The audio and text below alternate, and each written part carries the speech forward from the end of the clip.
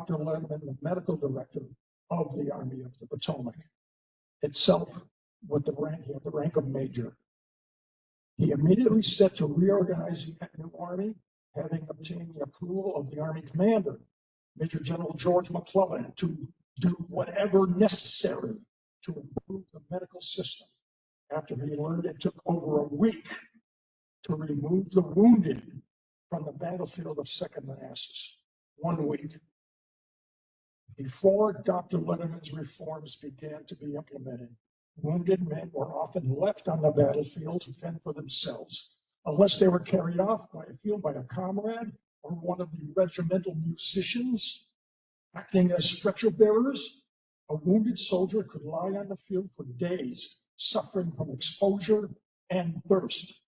Dr. Letterman started the first ambulance service, training men to act as stretcher bearers and operate wagons to pick up the wounded and bring them to field dressing stations. The training of the stretcher bearers was incorporated right down to the detail of having the front man carrying the stretcher stepping out with his left foot and the rear man stepping up with his right foot. An evacuation system was developed by Dr. Letterman, consisting of 3 stations: a field dressing station located on or next to the battlefield, where medical personnel would apply the initial dressings and tourniquets to wounds. He also instituted the concept of triage for treatment of casualties. That's where I would be, the steward at the field, at the dressing station. The field hospitals was located close to the battlefield. Again, that's where I would be, assisting the surgeons, usually in barns or homes where emergency surgery could be performed or additional treatment could be given.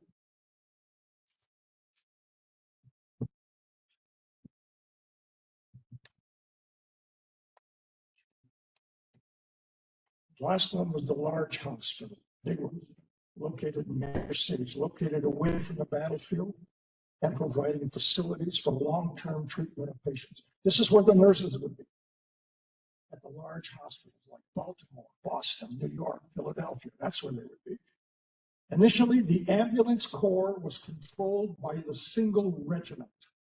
Dr. Letterman placed all ambulances for each Army Corps under the command of its medical director.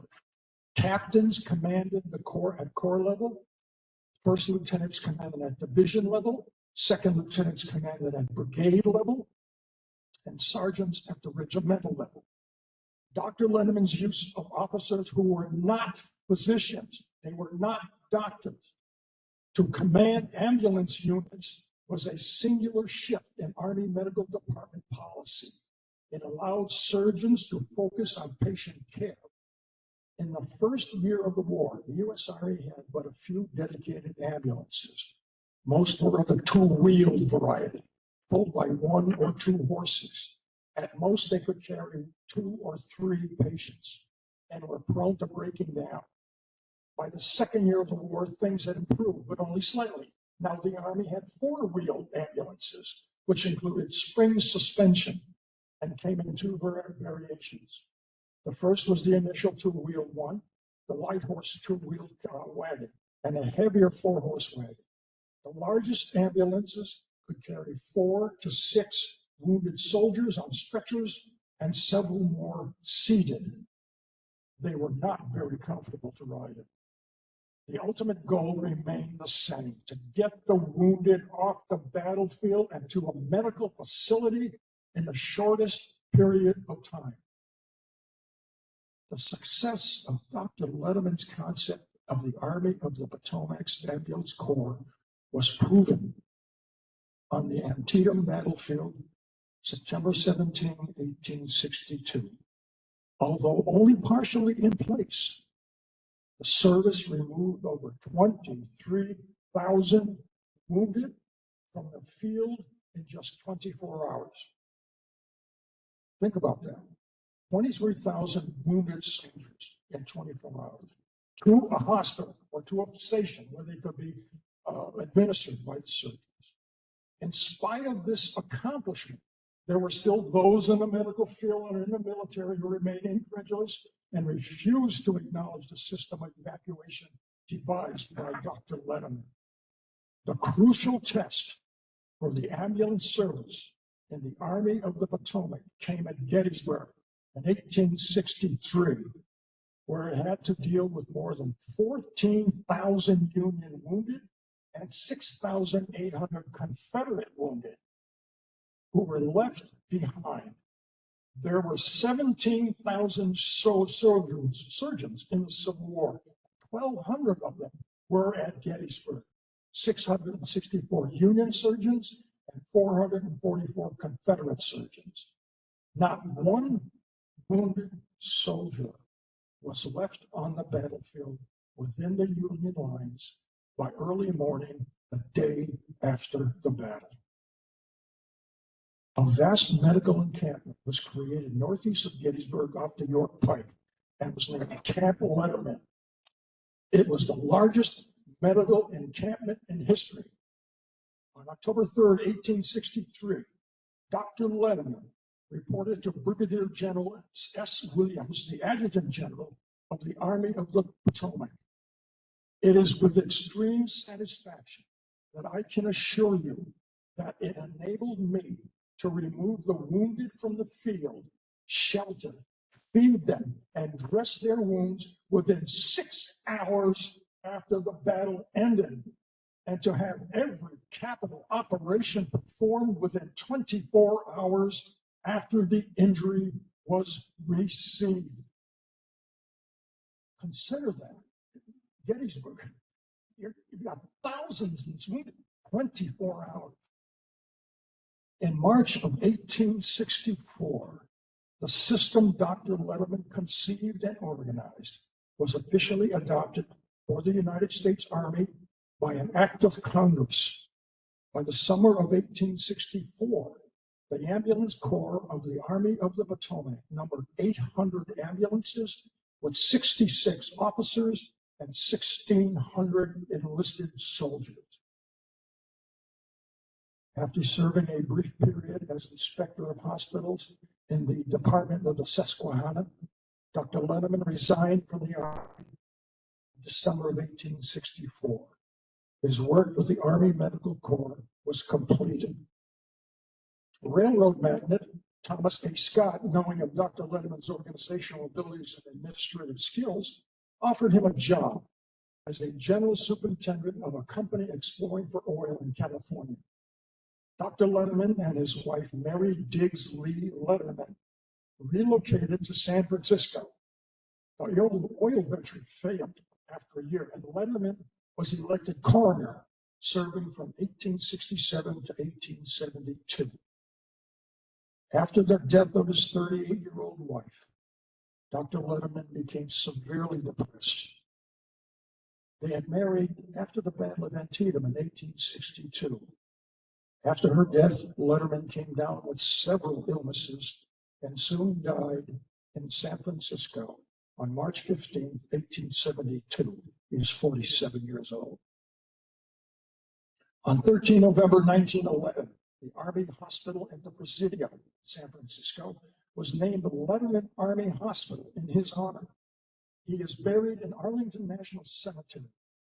The inscription on the private memorial that was erected for him reads, Medical Director of the Army of the Potomac, 23 June 1862 to 30 December 1863, who brought order and efficiency into the medical service and who was the originator of modern methods of medical organization in armies. His wife is right beside him. She's buried right beside him. One of the many medical problems associated with the Civil War and often overlooked was infection. Soldiers were susceptible to certain miasmas, they called them, as they were called, which hindered and likely killed soldiers recovering from serious wounds. Surgeons were slow to recognize these infections, and when they did so, were helpless to counteract them because they were ignorant of any medicines which could have helped. Middleton Goldsmith, that's his name, Middleton Goldsmith, a doctor with the Union Army during the start of the conflict, entered the Army Medical Service as a brigade surgeon and was quickly appointed surgeon-in-chief of all medical hospitals in Kentucky,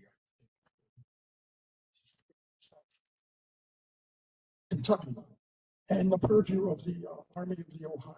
He supervised the daily operations of multiple hospitals.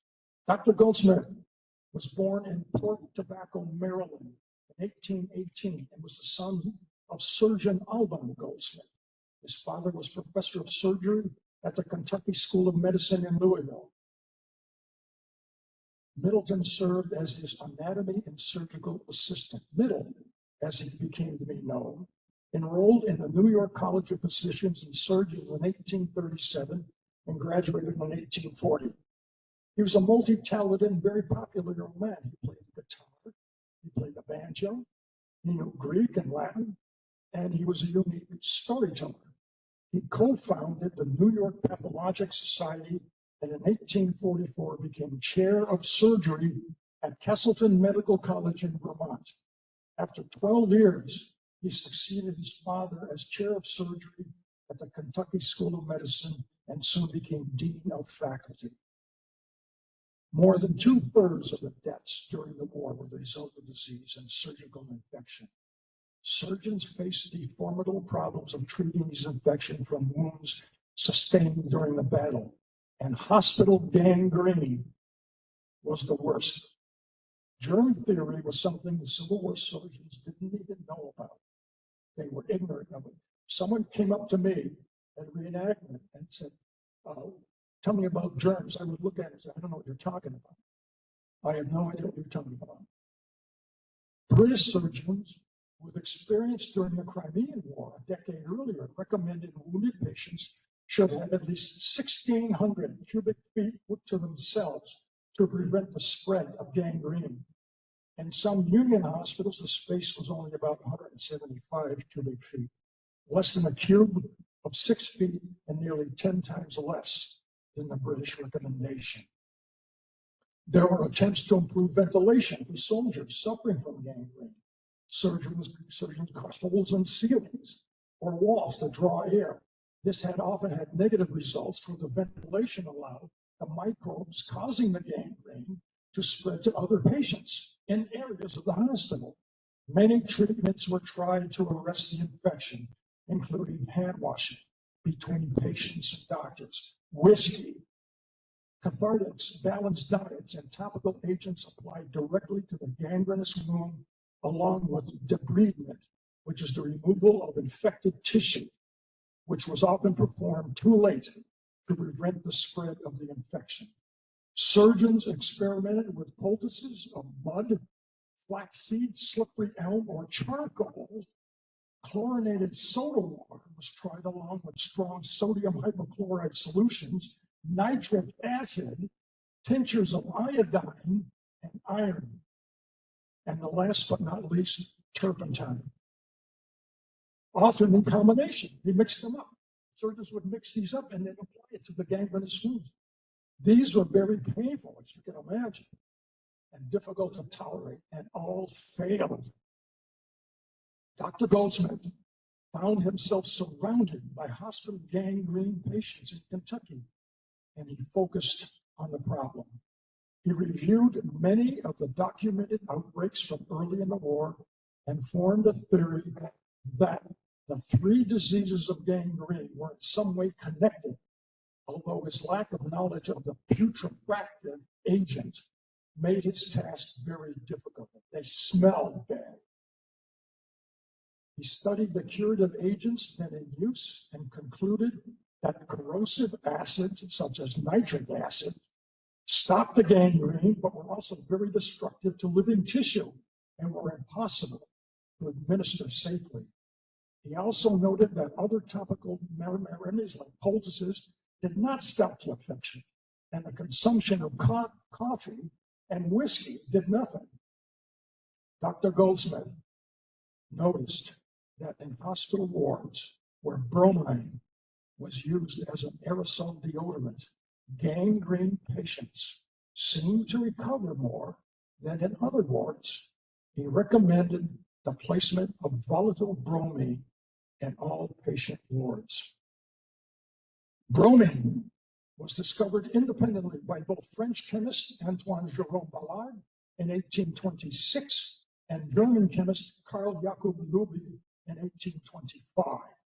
Though Ballard is generally credited with discovery because he was the first one to publish his findings. The name bromine comes from the Greek word bromos, which means bad smell.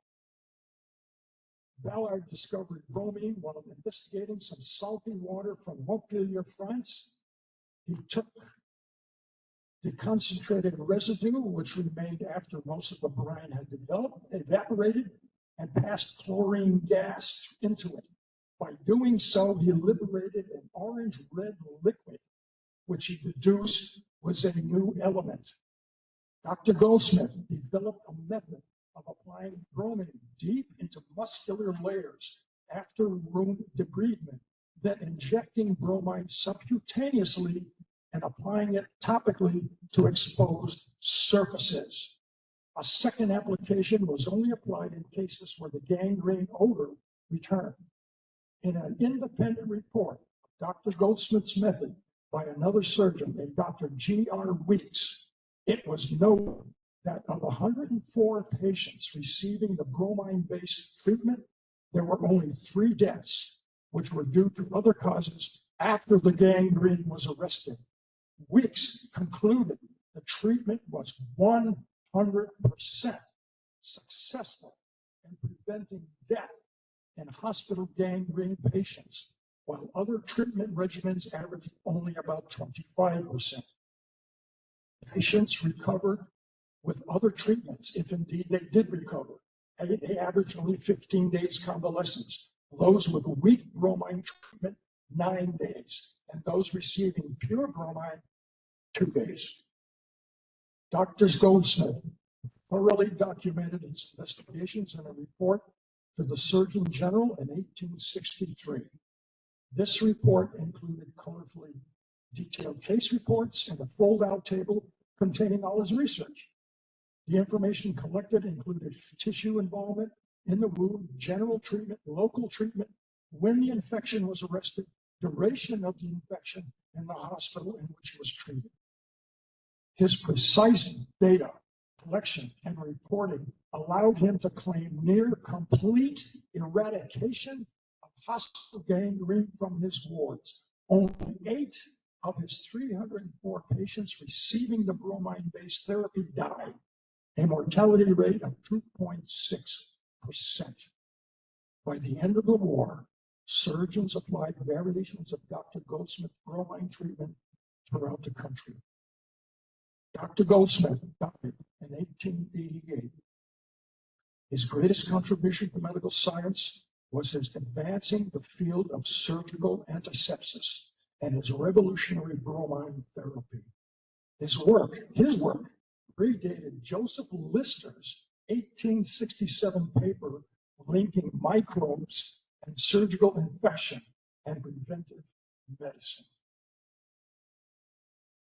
40 years after Gettysburg, Dr. Henry James was asked to talk to his colleagues at the Vermont Medical School about his Civil War experiences. This is what he said. In all the Army reunions which I have attended since the close of the war, I have but once heard any sentiment expressed that the Army had any medical department. Dr. Silas Weir Mitchell, who served as a contract surgeon in Philadelphia hospitals and who was among the surgeons sent to assist a wounded at Gettysburg, regretted that the part played by Civil War surgeons remained largely untold. I know of no book, he wrote, which tells the personal life of a war surgeon, what he did day by day on the field or in the hospital. We had served faithfully as great a cause as earth has known. We built novel hospitals, organized such an ambulance service as had never before been seen, contributed numberless essays on diseases and wounds, and then passed again into private life, unremembered, unrewarded service of duty. This morning, ladies and gentlemen, you and I together here put that last comment as horribly and totally false. Since that time, how many books? I mean, a tremendous amount of books have been written about Civil War surgeons, the biographies, what they did, how they contributed. You and I today, here, in the short period of time that we've been together, you and I have remembered these three doctors of duty. I ask you, who deserved our respect more? Thank you.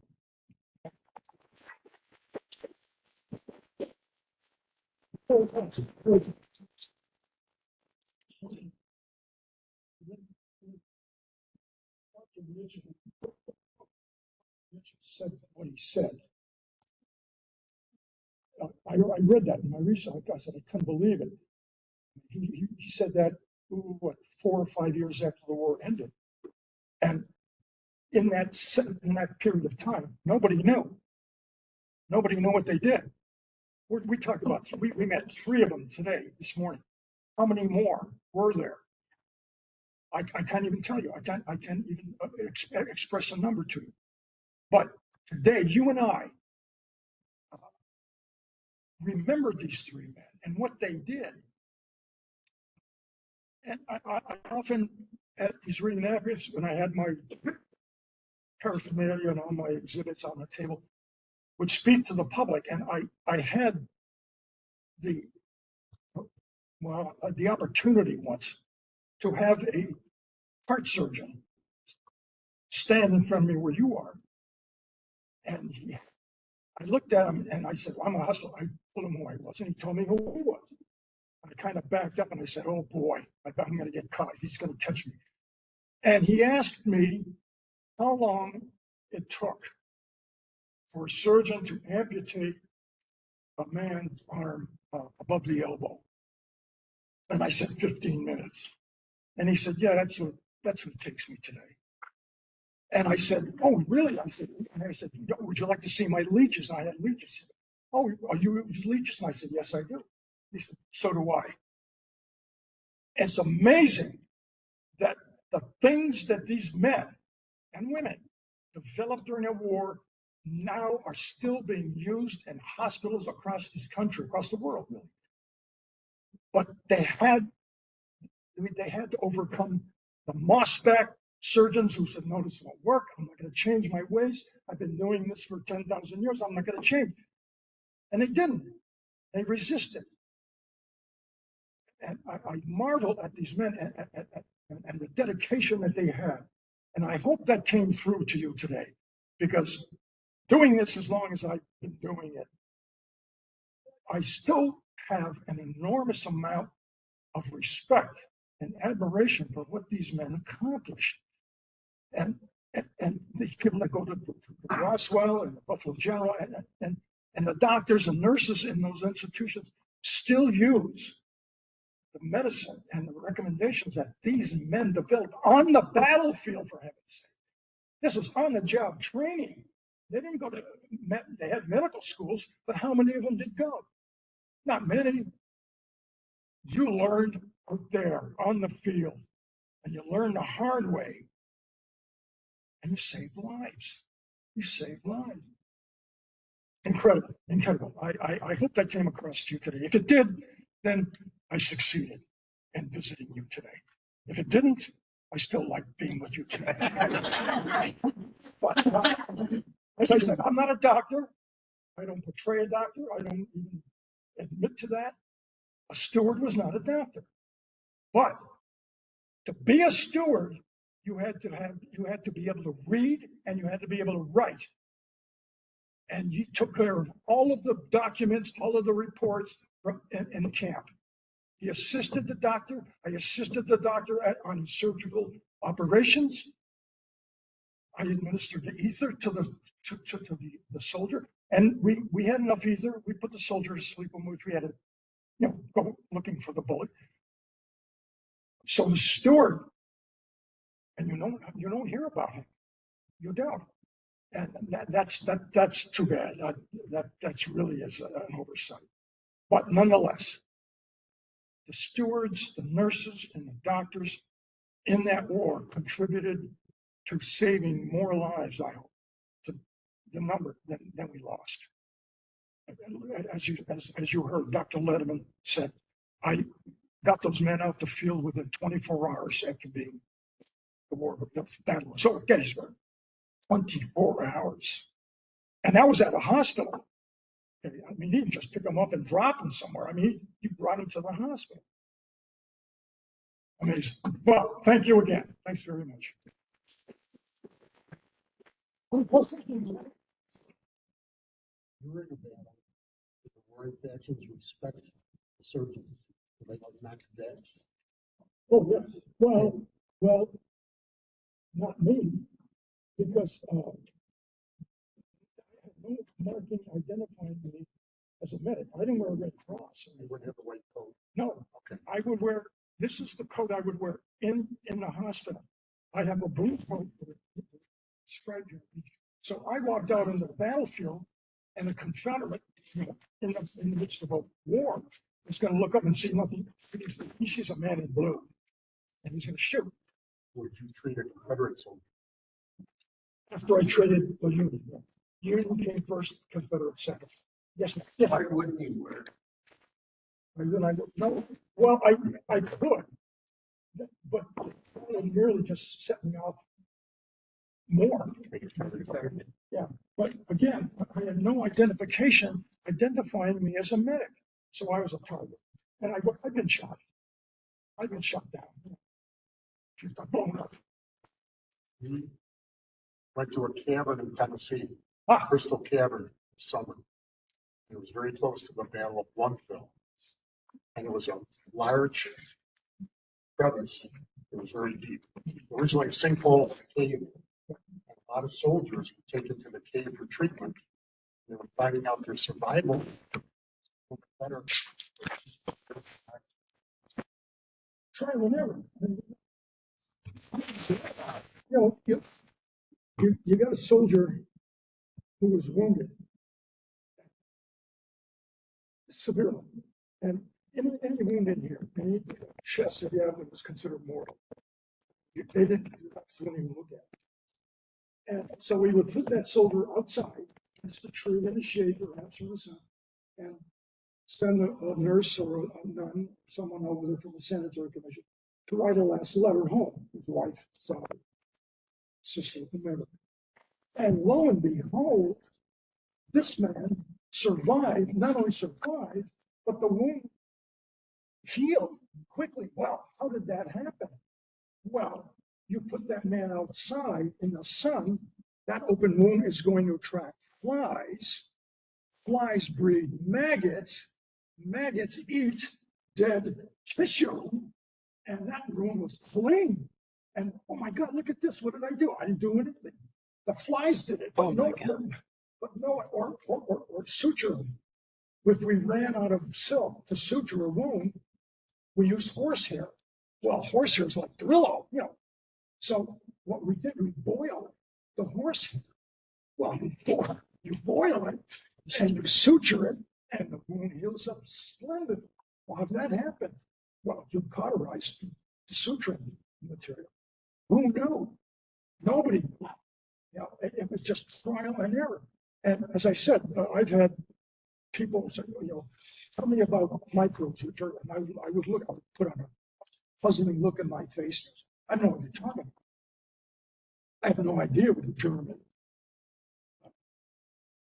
So, I mean, it was trial and error, but you had to have somebody to lead. You had to have Hammonds and Lettermans and Goldsmiths to do that kind of work and record it. I mean, Goldsmith's data is astounding what he did. Colored charts, come on.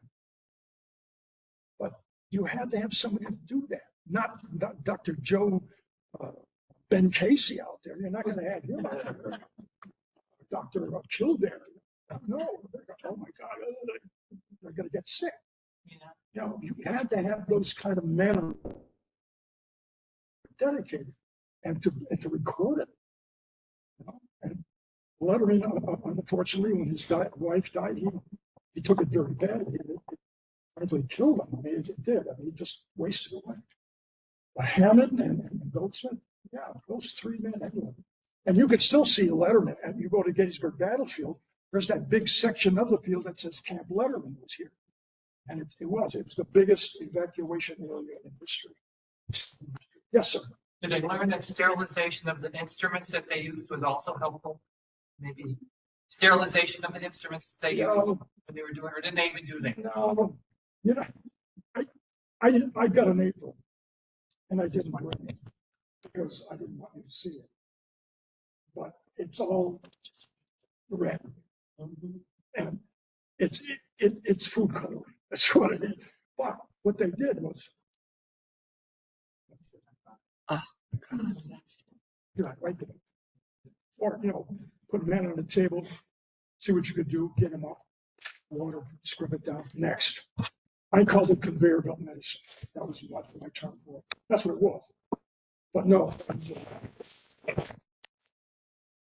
mean, coming up with a vein, bleeding. They were doing that during Dark Ages for him. So a lot of things didn't change. The Red Cross didn't come in to the United States in the 1870s under Barton. It was existing in Europe, but not before the war. It was after the war. So they didn't know, and I don't want to make a big deal of it. Ignorance played a large part. They just didn't know. Okay, and you can't blame them. As I said, medical schools were 2 years. The second year was book learning, and they just were ignorant. They just didn't have the knowledge that we have today. Of course, we didn't have aspirin or taking Excedrin. Come on, no, took a blue mass. We rolled them in camp. They looked like city putty. You put it on, you just like a rolling pin. You make pills, and oh yeah, you get sick. Here, what is this? Oh, something called morphine. Take a lot. I got a lot of it. Take it. Take 4 or 5 of them. Come back tomorrow. I'll give you some more. Drug addicts. Here, they came out of the war being addicted to drugs. We didn't have Novocaine. I was a dentist too, by the by. And we pulled a tooth once in camp, and 2 ladies fainted. I mean, the way we did it. But there's no Novocaine. We had morphine, we had ether, and chloroform. The Union Army had a lot of it, lots of it. The Southern doctors picked up what they could off the battlefield. But we had a lot of anesthetic. I could put a man under animal fluids. And it was my job to do it. He'd be sleeping while the surgeon operated. Yeah. And if I put too much ether mask, I would send him into shock. A few drops or didn't know. But again, I don't want to make big issue of it for us. But I just hope I expressed it clearly enough for you this morning for you to get an appreciation of what these 3 men did. And what the doctors today would do for you because of it. They still use leeches today. They do. They admit it. They all use leeches. You put it on, you're gonna suck that blood out or suck the bad stuff out, the pus. One of the givens during the Civil War is if you had pus, the wound was healing. Infected? No, didn't see. Pus was not a sign of infection. It was a sign of healing. Laudable pus, what they call it. It's a good thing, a bad thing. But again, I don't want to do too much of it. You've been very, very kind, very attentive, and I thank you so much for that. I enjoy coming back here to see you, to visit you, hopefully again when we have a new semester. To come back and talk about something else that might interest you and be able to explore university. Anyway, thank you so much. Thank you.